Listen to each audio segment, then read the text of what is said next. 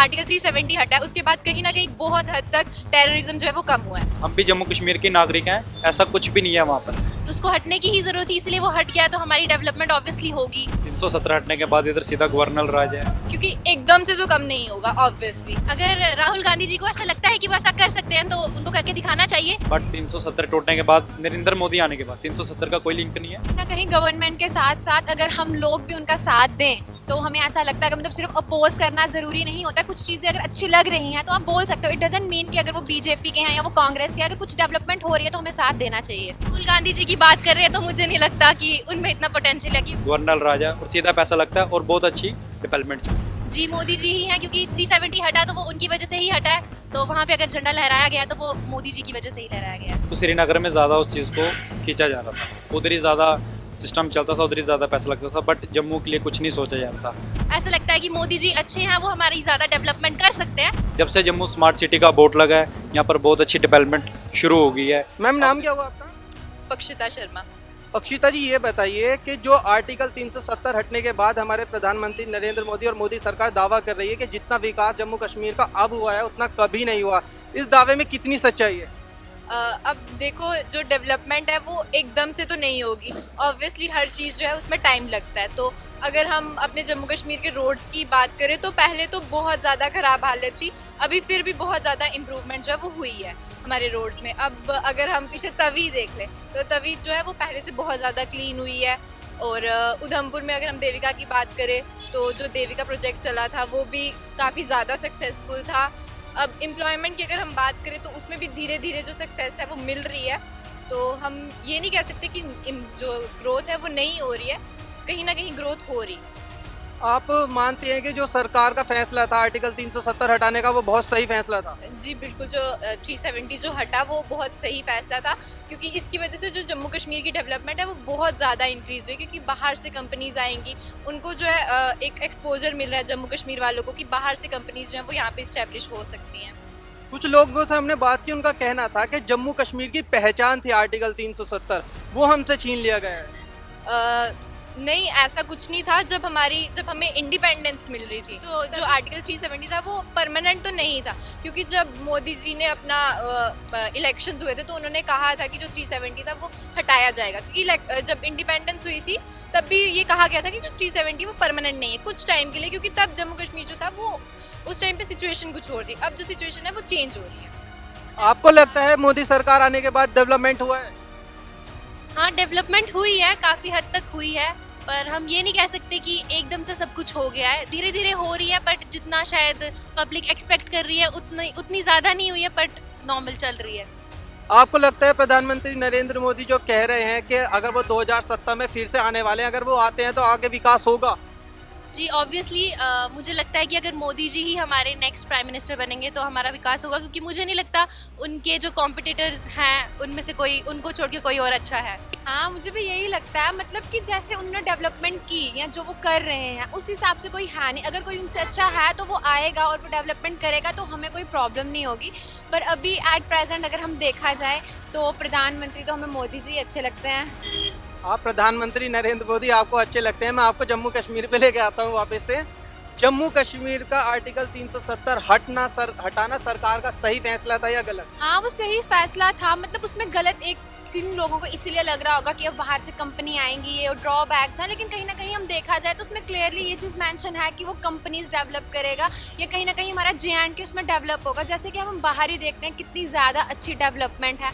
तो कहीं ना कहीं अब हमें जम्मू एंड कश्मीर में भी देखेगी। पहले जम्मू एंड कश्मीर इतना नाम में सिर्फ इसीलिए था कि वो एक अलग स्टेट है या अलग है, तो अब वो ऐसा नहीं है। अब हमें एक इंडिया का पार्ट लगते हैं, हम भी लाना ज़रूरी है। पहले 370 जो था वो उस टाइम पे इम्पोर्टेंट था इसलिए वो था, लेकिन हमारी नीड्स के अकॉर्डिंग चेंजेस होने चाहिए। तो अभी शायद उसकी ज़रूरत नहीं थी। अगर वो हट गया है तो अभी उसको हटने की ही ज़रूरत थी, इसलिए वो हट गया तो हमारी डेवलपमेंट ऑब्वियसली होगी। हम पहले की बात करें तो पहले टेररिज्म का रेट बहुत ज़्यादा हाई था, अभी कंपैरेटिवली बहुत कम हुआ है।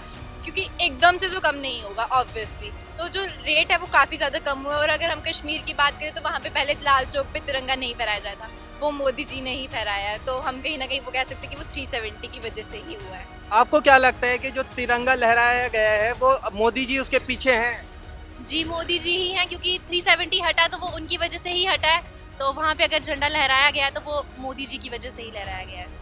आपने कहा कि वो दोबारा प्रधानमंत्री नरेंद्र मोदी को ही सत्ता में आप देखना चाहेंगे, लेकिन विपक्ष कह रहा है, वो राहुल गांधी ने कहा है हम 100% हरा देंगे उनको, गारंटी दे रहे हैं वो।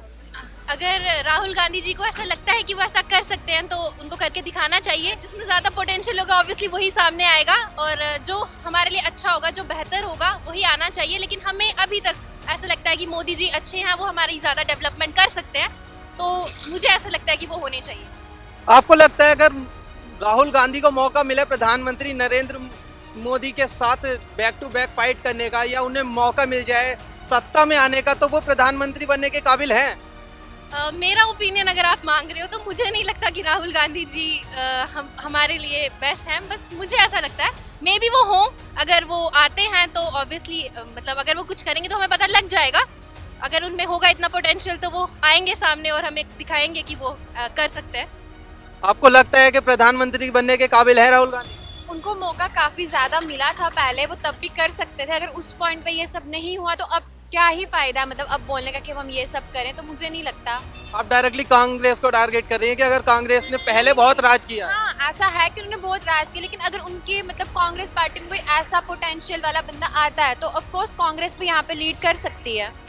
कांग्रेस लीड कर सकती है, लेकिन बीजेपी कहती है विपक्ष में अभी कोई है नहीं, जैसे मैम ने कहा कि अभी विपक्ष में कोई है ही नहीं। हाँ, वही तो मैंने कहा कि अगर उनमें से कोई होगा तो वहाँ पे फिलहाल तो कोई है नहीं। अगर आप राहुल गांधी को देख लो, आप राहुल गांधी जी की बात कर रहे हैं तो मुझे नहीं लगता कि उनमें इतना पोटेंशियल है कि वो उनकी आपने स्पीच ही देखी होगी, वो क्या बोलते हैं शायद उनको खुद भी नहीं समझ आता होगा। अब तो लेकिन वो सीरियस हो गए थोड़ा।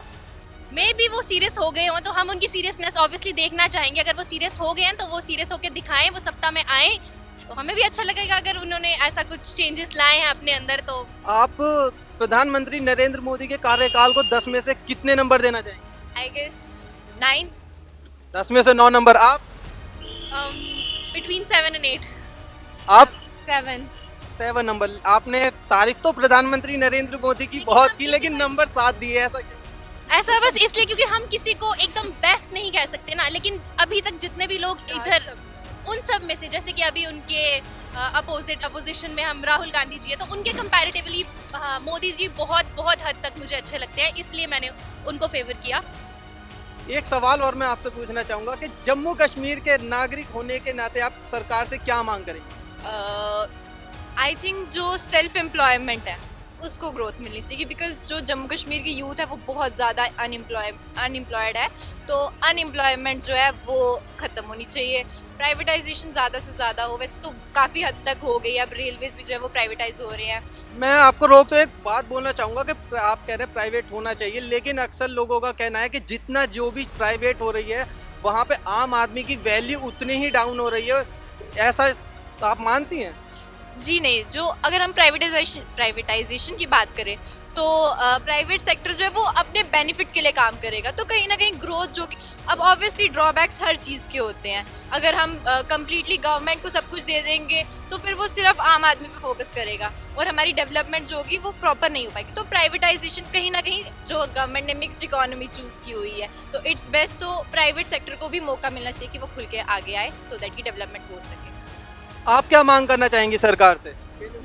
जी मैं भी यही कहना चाहूँगी कि प्राइवेटाइजेशन यहाँ पे बढ़नी चाहिए, क्योंकि जब तक यहाँ पे आर्टिकल 370 था तब तक ये हमें तो पता ही है कि यहाँ पे प्राइवेट सेक्टर बिल्कुल भी डेवलप नहीं था। अब वो हट गया है तो हम यही चाहेंगे कि धीरे धीरे यहाँ पे प्राइवेटाइजेशन थोड़ी सी डेवलप हो जाए। और अनएम्प्लॉयमेंट भी जम्मू कश्मीर में बहुत हद तक ज़्यादा है, तो अनएम्प्लॉयमेंट भी हटनी चाहिए। और टेररिज्म की बात करें तो धीरे धीरे वो भी कम हो रहा है, बस हम चाहते हैं कि वो एकदम ख़त्म हो जाना चाहिए, तो हमारी गवर्नमेंट उस पर फोकस करे तो बहुत बेहतर होगा। मेरे लिए सबसे पहले कि एम्प्लॉयमेंट तो इम्पॉर्टेंट है ही, लेकिन कहीं ना कहीं डेवलपमेंट, जैसे स्टडीज़ में हमारी जो यूनिवर्सिटी है वो भी कहीं ना कहीं डेवलप होनी चाहिए। जैसे हमारे यहाँ पे एक सबसे अच्छी जम्मू यूनिवर्सिटी है, पर कहीं ना कहीं यहाँ पे भी इतने कुछ डेवलपमेंट्स नहीं हैं जो और आ सकते हैं, उसकी वजह से एम्प्लॉयमेंट भी हल सकती है। आप भारत को कहाँ देख रही हैं 2047 में, अगर सरकार में बीजेपी रहती है तो? क्या जो प्रधानमंत्री नरेंद्र मोदी ने सपना देखा है विकसित भारत का, वो पूरा होगा? जी अगर मोदी जी हमारी नेक्स्ट सरकार में मोदी जी ही आते हैं तो उनका सपना है तो ऑब्वियसली वो उस पर वर्क करेंगे। गवर्नमेंट के साथ साथ अगर हम लोग भी उनका साथ दें तो हमें ऐसा लगता है कि मतलब सिर्फ अपोज करना ज़रूरी नहीं होता, कुछ चीज़ें अगर अच्छी लग रही हैं तो आप बोल सकते हो। इट डजंट मीन कि अगर वो बीजेपी के हैं या वो कांग्रेस के, अगर कुछ डेवलपमेंट हो रही है तो हमें साथ देना चाहिए। आप क्या कहना है? It's not about the party. Obviously जो लीडर है वो काम करेंगे, लोग हैं वो काम करेंगे, क्योंकि जो हमारी कंट्री है वो लोगों से ही बनी हुई है, लोगों के लिए है, लोगों से है। और तो लोग अगर काम करेंगे तो ऑब्वियसली कंट्री जो है वो ग्रो करेगी, लोग अपना काम अगर अच्छे से करेंगे तो। नमस्कार, डी10 न्यूज़ देख रहे हैं आप, मैं हूं आपके साथ सचिन शर्मा। आज आए हैं हम जम्मू और कश्मीर में। आज हम जम्मू में हैं, यहाँ हम लोगों से बात करेंगे और लोगों से जानने की कोशिश करेंगे कि जम्मू का और कश्मीर के विकास में कितना अंतर है। पहले कश्मीर का विकास हुआ और जम्मू का विकास प्रधानमंत्री नरेंद्र मोदी बनने के बाद कितना हुआ, और आर्टिकल 370 हटने के बाद कितना हुआ है। हमारे साथ कुछ लोग हैं, उनसे बात करेंगे, उनसे जानने की कोशिश करेंगे। सर, नाम क्या हुआ आपका? विनय सर। विनय जी, ये बताइए, आर्टिकल 370 हटने के बाद हमारे जो जम्मू और कश्मीर का विकास में कितना अंतर आया है? बहुत फ़र्क है सर। जैसे कि सर 370 से पहले भी डेवलपमेंट होती थी यहाँ पर, बट सरकारें थी, अलग अलग सिस्टम था यहाँ पर। और 370 हटने के बाद इधर सीधा गवर्नर राज है, पीछे से सेंटर से पैसा जो भी सेक्शन होता है सीधा लगता है। जम्मू को इससे बहुत बेनिफिट मिलता है। पहले जब भी कोई फंड वगैरह आता था तो श्रीनगर में उस चीज़ की ज़्यादा डेवलपमेंट होती थी, बट 370 टूटने के बाद, नरेंद्र मोदी आने के बाद, 370 का कोई लिंक नहीं है, नरेंद्र मोदी आने के बाद जम्मू कश्मीर में सीधा ही पैसा लगना शुरू हो गया। कोई मिनिस्टर, कोई कुछ नहीं है, गवर्नर राज है और सीधा पैसा लगता है और बहुत अच्छी डेवलपमेंट चलती है। जैसे कि यहाँ कहा जा रहा है कि कांग्रेस कहते हैं कि हमने बहुत सुशासन दिया, शासन प्रणाली बहुत अच्छी है, लेकिन जो बीजेपी है, कांग्रेस, नरेंद्र मोदी सरकार है, वो कह रही है कि जितना सुशासन और प्रणाली और सुरक्षा अब मिल रही है वो पहले नहीं मिली। सर, वो कांग्रेस के टाइम पर ये था कि मुझे ऐसा लगता है कि जितना भी आ रहा था तो श्रीनगर में ज़्यादा उस चीज़ को खींचा जा रहा था, उधर ही ज़्यादा सिस्टम चलता था, उधर ही ज़्यादा पैसा लगता था, बट जम्मू के लिए कुछ नहीं सोचा जा रहा था। जब से जम्मू स्मार्ट सिटी का बोर्ड लगा है, यहाँ पर बहुत अच्छी डेवलपमेंट शुरू हो गई है। अब देखो, पहले जैसा सिस्टम नहीं रहा। आरटीसी की बसें भी आप देखोगे तो भैया उनके अंदर भी कैमरे लग चुके हैं, कोई वो पहले वाला सिस्टम नहीं है। सुरक्षा को लेकर आप क्या कहेंगे कि सुरक्षा यहाँ पे पहले से ज़्यादा है, लोग पहले से ज़्यादा सुरक्षित अनुभव कर रहे हैं अपने आप को? बिल्कुल बिल्कुल सर, पहले से बहुत जगह जगह पे कैमरे लग चुके हैं। आप अपना टाइम नहीं बता सकते हम किस टाइम पे कहाँ पर थे, बट अगर सरकार ने आपके ऊपर आंख रख ली तो सर एक एक सेकंड वो बता सकते, क्योंकि हर जगह पे कैमरे लगे, हर चौक में कैमरे, हर जगह पे कैमरे, सारी जगह कैमरे ही कैमरे। बहुत अच्छा लगता है, पहले से बहुत हल्का फील होता है। ये आर्टिकल 370 हटने के बाद कश्मीर पंडितों को कुछ राहत मिली है? सर, उनका वैसे ही है जैसे पहले थे, उनके लिए तो मुझे नहीं लगता कुछ। मतलब कुछ फर्क नहीं आया आर्टिकल 370 हटने के बाद? कहते हैं अब जब कश्मीर में भी लोगों का विकास होगा, लोग जाएंगे, वहाँ बस सकेंगे, ऐसा कुछ अभी नजर नहीं आया? सर, वो पहले भी ऐसे था, बसने वाला कोई चक्कर नहीं, पहले भी लोग बसते थे, सब कुछ होते थे, बट ये कुछ अफवाहें थी। कुछ लोग होते हैं खराब, बट पूरा कश्मीर, जम्मू कश्मीर ऐसा नहीं है। उनको ऐसा लगता है कि वहाँ पर ये वो कुछ समय की बातें हैं, पहले समय की बातें हैं। आज के समय में ऐसा कुछ भी नहीं है, लोग आराम से आते हैं, आराम से जाते हैं, कोई दिक्कत वाली बात नहीं है सर। बहुत अच्छी बात कही। ये हमारे साथ विनय जी थे, जिनका कहना है कि प्रधानमंत्री नरेंद्र मोदी के सत्ता संभालने के बाद जम्मू कश्मीर का विकास तिगनी चौगनी तरीके से हुआ है और आर्टिकल 370 हटने के बाद भी विकास में चार चौगनी जरूरत आई है।